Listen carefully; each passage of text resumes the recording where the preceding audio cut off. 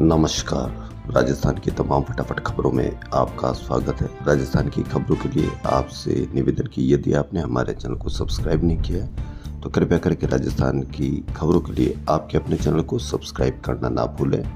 आप सब्सक्राइब करते हैं तो हमें हिम्मत होती है सही और सच्ची खबरें आप तक पहुंचाने की। तो क्या है आज की बड़ी खबर? लोकसभा चुनाव के बाद भाजपा और कांग्रेस के बीच हुई पहली सीधी लड़ाई में भाजपा भारी पड़ी। हरियाणा में भाजपा ने प्रचंड बहुमत के साथ हैट्रिक मारी। वहीं जम्मू कश्मीर में 10 साल बाद हुए विधानसभा चुनाव में नेशनल कॉन्फ्रेंस कांग्रेस गठबंधन ने बहुमत का आंकड़ा पार कर लिया। हरियाणा में किसान आंदोलन, पहलवान और अग्निवीर के मुद्दे पर कांग्रेस ने भाजपा को घेरने की पूरी कोशिश की, लेकिन भाजपा की सधी रणनीति ने उसे पटकनी दे दी। यहाँ 57 साल में पहली बार ऐसा हुआ है जब किसी पार्टी ने लगातार तीसरी बार चुनाव जीता है। भाजपा को 90 में से 48 सीटें मिली, वहीं कांग्रेस 37 पर रह गई। राजस्थान सरकार ने वर्ष 2025 के लिए 33 सार्वजनिक और 20 ऐच्छिक अवकाश की घोषणा की है। इस बार कर्मचारियों को 11 छुट्टी कम मिलेगी। रविवार या शनिवार के दिन दूसरा सरकारी अवकाश आने के कारण ऐसा होगा। सोमवार या शुक्रवार के अवकाश के कारण अगले वर्ष 9 वीकेंड 3-3 दिन के होंगे। सामान्य प्रशासन विभाग के अनुसार नया अवकाश नहीं जोड़ा गया है। हालांकि ऐच्छिक अवकाशों की सूची में पार्श्वनाथ जयंती का नया अवकाश दिखाया है। वहीं 4 अवकाश रविवार को और 5 शनिवार को है। सबसे लंबा 5 दिन का वीकेंड अप्रैल में होगा। 10 से 14 अप्रैल तक 5 दिन छुट्टी रहेगी। राजस्थान में निर्वाचन कार्य से जुड़े अधिकारियों कार्मिकों के ट्रांसफर पर 29 अक्टूबर से प्रतिबंध रहेगा। तबादलों पर पाबंदी 6 जनवरी तक रहेगी। इस दौरान फोटो युक्त मतदाता सूचियों का विशेष पुनरीक्षण कार्यक्रम चलेगा। हालांकि अभी उपचुनाव की तिथियां जारी नहीं की गई है, लेकिन पुनरीक्षण कार्यक्रम से जुड़े जिला निर्वाचन अधिकारी यानी कलेक्टर, एसडीएम, एसडीओ, सहायक कलेक्टर, तहसीलदार, नायब तहसीलदार के तबादलों पर रोक रहेगी।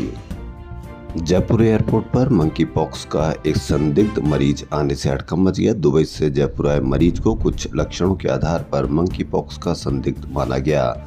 उसे डेडिकेटेड सेंटर RUHS अस्पताल में क्वारंटाइन किया गया। सैंपल SMS मेडिकल कॉलेज के लैब में भेजे गए हैं। एयरपोर्ट पर जांच में मरीज को बुखार व शरीर पर लाल रंग के चकत्ते मिले। पश्चिमी विक्षोभ के असर से प्रदेश में फिर मौसम बदलेगा। राजधानी सहित कई शहरों में आंशिक बादल छाए रहेंगे। इससे दिन रात का तापमान लुढ़केगा। मौसम विभाग के अनुसार उत्तर भारत में नया सिस्टम एक्टिव हुआ, जिससे कई इलाकों में बारिश का अनुमान है। वहीं सरकार ने शार्दुल स्पोर्ट्स स्कूल के छात्रों को खेलों में भाग लेने के लिए दिए जाने वाले मैच भत्ते में 1000 रुपए की बढ़ोतरी की है। आप यदि मंडी जाएंगे, सब्जी मंडी जाएंगे, तो वहाँ हर सब्जियों के दाम आपको बड़ी हुई कीमत के मिलेंगे। लेकिन इसको किस तरह से मैनेज किया जाता है, इसकी खबर देखिए। ज़्यादा बारिश का असर रसोई तक पहुँच गया। दरअसल अधिक बारिश होने से खेतों में हरी सब्जियां खराब हो गई, जिसके चलते भाव में काफ़ी तेजी देखने को मिल रही है। 20 से 30 रुपए किलो में बिकने वाला टमाटर इन दिनों 120 रुपए प्रति किलो तक पहुंच गया है, लेकिन किसी को कोई इसकी परवाह नहीं। जबकि टमाटर, प्याज, आलू की कीमतों पर सरकारें गिर जाया करती थी, लेकिन आप 120 रुपए किलो पर भी खरीदने को मजबूर हैं, क्योंकि आपके दिमाग में इस तरह की बात ही नहीं आ रही कि टमाटर क्यों महंगा हुआ है। वहीं 100 रुपए से ज़्यादा हो जाने के कारण लोगों ने डिब्बा बंद टमाटर की प्यूरी खरीदना शुरू कर दिया है। वहीं टमाटर के बाद अब हम बात करते हैं प्याज की। जी हाँ, प्याज भी 60 रुपए से किलो अधिक बिक रहे हैं। वहीं मिर्च 70 रुपए से किलो अधिक बिक रही है, लेकिन आपको इससे कोई फर्क नहीं पड़ता। आप दूसरे कामों में लगे रहें, क्योंकि आपको न सब्जी का भाव का पता, न आटे का भाव पता, न तेल का भाव पता। पुलिस की साइबर सेल भिवाड़ी में अपनी ही पुलिस अधीक्षक की जासूसी कर रही थी। प्रकरण में पूरा तंत्र भी पुलिस का ही इस्तेमाल हुआ। मामले का खुलासा होने पर भिवाड़ी SP ज्येष्ठा मैत्री ने साइबर सेल इंचार्ज सहित 7 पुलिसकर्मियों को निलंबित कर दिया। इनमें सब inspector Shravan Joshi, head constable Avnesh Kumar, constable Bhim, Rohitash, Satish, Rahul और दीपक शामिल है। साइबर सेल का इंचार्ज श्रवण जोशी ही SP के मोबाइल नंबर की लोकेशन ट्रेस करा रहा था।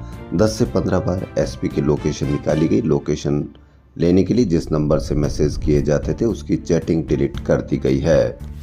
जयपुर शहर के हिस्टोरिकल मॉन्यूमेंट्स जयगढ़ फोर्ट के सुभट निवास परिसर में पहली बार एरियल शो रोजेओ का आयोजन किया जाएगा। यह शो गुरुवार को होगा। हाल ही में पेरिस ओलंपिक खेलों के उद्घाटन के दौरान जिस टीम ने शो किया वही टीम यहां प्रस्तुति देगी। हूबहू वही शो यहां दिखाया जाएगा। जब घूमने आए सैलानियों के लिए यह बड़ा मौका होगा जब वह इस शो को देख सकेंगे। असल में पहली बार इस शो को जयपुर में दिखाया जाएगा। जवाहर कला केंद्र में 27वां लोक रंग महोत्सव 18 अक्टूबर से आयोजित किया जाएगा। इस 11 दिवसीय उत्सव में कई राज्यों की लोक संस्कृति की झलक देखने को मिलेगी। जयपुर की नगर निगम ग्रेटर महापौर डॉक्टर सौम्या गुर्जर ने देर रात 2 बजे तक 2 घंटे से भी ज्यादा समय रात्रिकालीन सफाई व्यवस्थाओं का जायजा लिया। महापौर ने इस दौरान सांगानेर, मानसरोवर, विद्याधर नगर, छोटवाड़ा और मालवीय नगर जोन की सफाई व्यवस्थाओं को जांचा। साथ ही दुकानदारों से फीडबैक भी लिया। नाइट स्वीपिंग के बावजूद खुले में कचरा फेंकने वालों की पहचान के लिए सीसीटीवी खंगाले और नोटिस दिया गया। जयपुर के जनरल अस्पताल के एनआईसीयू में मंगलवार को अचानक छत से प्लास्टर गिर गया। इसके बाद नर्सरी विंग में हड़कंप मच गया। अफरा तफरी का माहौल फैल गया। मलबा गिरने के समय एनआईसीयू विंग में 1 दर्जन से अधिक नन्हे बच्चे वेंटिलेटर पर थे। हालांकि स्टाफ की सजगता के चलते किसी को चोट नहीं आई। यह एक राहत की खबर है। रामचरितमानस की चौपाई हरि अनंत हरि कथा अनंता कही सुनहि सब विधि सब संता। रामचंद्र के चरित सुहाय कल्प कोटि लगी जाहि न गाए के साथ भगवान श्री राम की महिमा का बखान होता है। एक तरफ से रावण की सेना प्रवेश करती है तो दूसरी तरफ से देवराज इंद्र पधारते हैं। दोनों में भीषण युद्ध होता है। इंद्र चंद मिनटों में ही परास्त हो जाते हैं। इंद्र की इस हार ने पूरे देवलोक को भय में डाल दिया। वहीं राक्षस जश्न मनाते हैं। अवसर था मंगलवार को जवाहर कला केंद्र में आयोजित श्री रामलीला महोत्सव का। अशोक राही के निर्देशन में कलाकारों ने श्री राम के जीवन प्रसंगों को मंच पर साकार किया। शुरुआत में मधुर चौपाइयां मंच पर गूंजती है। रावण रक्ष संस्कृति के विस्तार के लिए देवराज इंद्र से युद्ध करने पहुंचता है। वहीं इंद्र को परास्त कर उसे श्रीहीन कर देता है। राजस्थान कर्मचारी चयन बोर्ड की ओर से 22 से 24 अक्टूबर तक समान पात्रता परीक्षा सीटी सीनियर सेकेंडरी का आयोजन होगा। बोर्ड ने अभ्यर्थियों की सुविधा के लिए इस बार परीक्षा केंद्र और परीक्षा वाले जिलों की संख्या बढ़ाने की तैयारी की है। उधर परीक्षा के 3 दिनों तक रोडवेज में यात्रा करने वालों की संख्या प्रतिदिन 9.5 लाख तक पहुंच सकती है। इतने यात्रियों के लिए रोडवेज प्रबंधन के पास पर्याप्त बसें ही नहीं है। ऐसे में तय माना जा रहा है कि पिछली बार की तरह इस बार भी यात्रियों को रोडवेज की बसों में खासी परेशानी उठानी पड़ेगी। वहीं जिला कलेक्टर की ओर से ई रिक्शा को जोन में बांटने की अधिसूचना जारी होने के बाद अब जयपुर में आरटीओ प्रथम ने क्यूआर स्टिकर के जरिए जोन में बांटने की प्रक्रिया शुरू कर दी है। इसके लिए आरटीओ की ओर से हर जोन का अलग रंग का क्यूआर स्टिकर तैयार किया जा रहा है। क्यूआर स्टिकर के जरिए ही शहर में चल रहे 40,000 ई रिक्शा को 6 जोन में बांटा जाएगा। इसका प्रस्ताव जिला कलेक्ट्रेट में आयोजित बैठक में जमा करा दिया गया है। अब क्यूआर स्टिकर के लिए टेंडर जारी किया जाएगा। फिर विभाग अपने स्तर पर तैयार करेगा। इस पर निर्णय होना बाकी है। दूसरे राज्यों से मंगवाए जाने वाले दलहन पर मंडी शुल्क और कृषक कल्याण फीस का विरोध बढ़ता जा रहा है। इस बीच दाल मिल संचालकों ने उप मुख्यमंत्री और वित्त मंत्री दिया कुमारी से मुलाकात कर इस टैक्स को वापस लेने की मांग की है। साथ ही चेतावनी दी है कि बाहरी दलहन पर टैक्स नहीं हटाया तो दिवाली बाद दाल व्यापारी आंदोलन करेंगे। प्रदेश के हर जिले में दाल व्यापारी सरकार के इस कदम से नाराज हैं। बता दें कि अभी प्रदेश में दलहन पर 1.60% मंडी शुल्क और 0.50% कृषक कल्याण फीस है। जयपुर दाल मिलर्स एसोसिएशन के वरिष्ठ उपाध्यक्ष पवन अग्रवाल ने उप मुख्यमंत्री को बताया कि दोहरे कर से सरकार राजस्व घटेगा। दाल मिल दूसरे राज्यों में पलायन कर सकती है। इससे बेरोजगारी भी बढ़ेगी। एनएमसी देशभर के मेडिकल कॉलेज में यूजी के करिकुलम से रेस्पिरेटरी मेडिसिन विषय खत्म कर दिया है। अब तक एमबीबीएस में 21 विषय पढ़ाए जाते थे। इनके लिए इतने विभाग अनिवार्य होते थे। अब 20 विषय पढ़ाए जाएंगे। सत्र 2024-25 में शुरू किए गए मेडिकल कॉलेजों में यह व्यवस्था लागू होगी। इसके अलावा पीएमआर और इमरजेंसी मेडिसिन विषय भी हटा दिया गया है। देश भर में इसका विरोध शुरू हो गया। हालांकि इनकी पहले भी अनिवार्यता नहीं थी, लेकिन रेस्पिरेटरी मेडिसिन तो कॉलेज संचालन की मान्यता के लिए भी अनिवार्य होता था। इधर एनएमसी के इस निर्णय का विरोध शुरू हो गया। इस मामले में विषय विशेषज्ञ, सीनियर चेस्ट कोटा के फिजिशियन डॉक्टर के डंग और रेस्पिरेटरी मेडिसिन के एसोसिएट प्रोफेसर ने देश में हर चौथा मरीज श्वास रोग से पीड़ित है, इनका केवल रेस्पिरेटरी मेडिसिन के एक्सपर्ट उपचार कर रहे हैं। यह विषय उठाने के बाद स्टूडेंट संबंधित बीमारियों को डायग्नोसिस कर पाएंगे। टीबी, अस्थमा, लंग कैंसर जैसी बीमारियां डिटेक्ट नहीं होगी।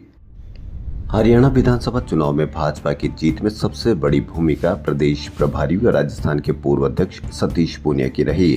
राष्ट्रीय संगठन ने पूनिया के संगठन व चुनाव प्रबंधन कौशल को देखते हुए लोकसभा चुनाव से पहले 21 मार्च को हरियाणा चुनाव प्रभारी लगाया था। लोकसभा चुनाव में पूनिया की मेहनत को देखते हुए पार्टी ने 5 जुलाई को उन्हें प्रदेश प्रभारी की बड़ी जिम्मेदारी दी थी। उन्होंने 3 महीने में हर विधानसभा क्षेत्र के गांव कस्बों का दौरा किया और मीटिंग ली। चुनाव प्रचार के अंतिम दौर में अपेंडिक्स के ऑपरेशन के बाद भी पूनिया ने जिम्मेदारी संभालते हुए टेलीफोन के जरिए चुनाव प्रबंधन संभाला। भाजपा हरियाणा प्रदेश अध्यक्ष पंडित मोहनलाल बडोली व सीएम नायब सैनी से चुनावी तैयारियों को लेकर अस्पताल से ही चर्चा की। वहीं हरियाणा के इतिहास में पहली बार किसी पड़ोसी राज्य से स्टार नेताओं की बड़ी फौज एआईसीसी ने उतारी थी। एआईसीसी को भरोसा था राजस्थान पर। राजस्थान की टीम को लगभग हरियाणा के नेताओं जितनी ही जिम्मेदारी दे रखी थी। चुनाव का स्टेट सीनियर ऑब्जर्वर स्टार प्रचारक पूर्व सीएम अशोक गहलोत को बनाया गया। अन्य स्टार प्रचारकों में पूर्व डिप्टी सीएम सचिन पायलट व पीसीसी चीफ गोविंद सिंह डोटासरा को बनाया गया। नेता प्रतिपक्ष टीकाराम जूली ने जमकर सभाएं की। पहली बार ऐसा हुआ कि पूरे चुनाव के दौरान राजस्थान के छोटे मोटे 50 नेता हरियाणा में जमे रहे। इनमें 25 तो ऐसे थे जो पूर्व मंत्री, वर्तमान सांसद या विधायक हैं।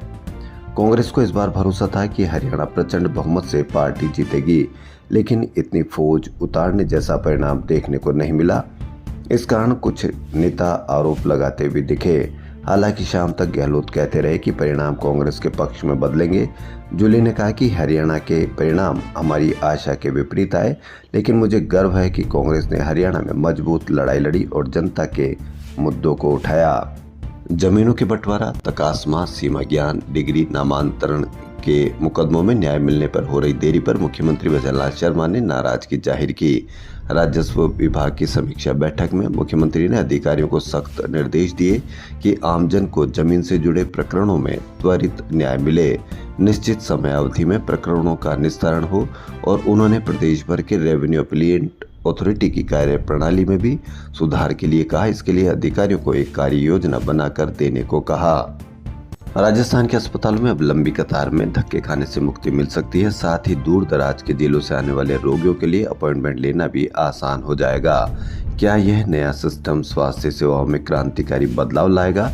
अस्पतालों में अब क्यू मैनेजमेंट सिस्टम लागू किया जाएगा। शुरुआती मेडिकल कॉलेज से संबद्ध अस्पतालों से की जाएगी, इसकी जल्द तैयारी है। चिकित्सा शिक्षा सचिव ने यह बात कही।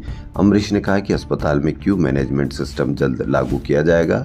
यह सिस्टम मरीजों को घंटों लंबी कतारों में खड़े रहने से छुटकारा दिलाएगा और उनका कीमती समय बर्बाद होने से बचेगा। उन्होंने कहा कि चिकित्सकीय व्यवस्थाओं में तकनीकी नवाचार को बढ़ाने पर प्राथमिकता से काम किया जाएगा। अमावस्या पर स्नान के बाद बुधवार को बाबा श्याम की विशेष पूजा अर्चना व तिलक श्रृंगार किया जाएगा। इसके चलते मंदिर के पट दिन भर श्रद्धालुओं के बंद रहेंगे। श्री श्याम मंदिर कमेटी के मंत्री मानवेंद्र सिंह चौहान ने बताया कि विशेष सेवा पूजा के कारण मंगलवार को रात्रि 10 बजे मंदिर के पट बंद किए गए, जो बुधवार को बाबा श्याम की सेवा पूजा व तिलक श्रृंगार के बाद शाम 5 बजे खोले जाएंगे। नवरात्रा की नवमी पर डिवाइस वाला चश्मा 51 दृष्टिहीन बालिकाओं की नज़र बनेगा। करीब 19,900 रुपये की लागत का एक चश्मा गुजरात के अहमदाबाद की एक कंपनी ने बनाया है। हसन खां मेवात नगर स्थित नवदिशा संस्थान में नवमी पर बालिकाओं को भोजन कराने के बाद इसे निःशुल्क दिया जाएगा। इन बालिकाओं को ये चश्मा रास्ते, दरवाजे, खिड़की, रास्ते में आए व्यक्ति, पेड़ या वाहन के बारे में बताएगा। इसके साथ ही अखबार, पुस्तक या अन्य पढ़ने की सामग्री में मदद करेगा। साथ ही नोटों के बारे में बताएगा कि वह कितने का है। इससे इन बालिकाओं के जीवन की राह आसान होगी। यह चश्मा आम चश्मों की तरह ही है। इसके बाईं ओर एक डिवाइस लगा हुआ है। इस डिवाइस को मोबाइल से लीड लगाकर जोड़ा जा सकता है। जैसे ही चश्मे का डिवाइस मोबाइल से जुड़ेगा, डिवाइस में लगा कैमरा अपना काम शुरू कर देगा। राजस्थान की खबरों फिलहाल इतना ही। यदि आपको राजस्थान की खबरें पसंद आ रही तो आपके अपने चैनल को सब्सक्राइब करना ना भूलें। धन्यवाद।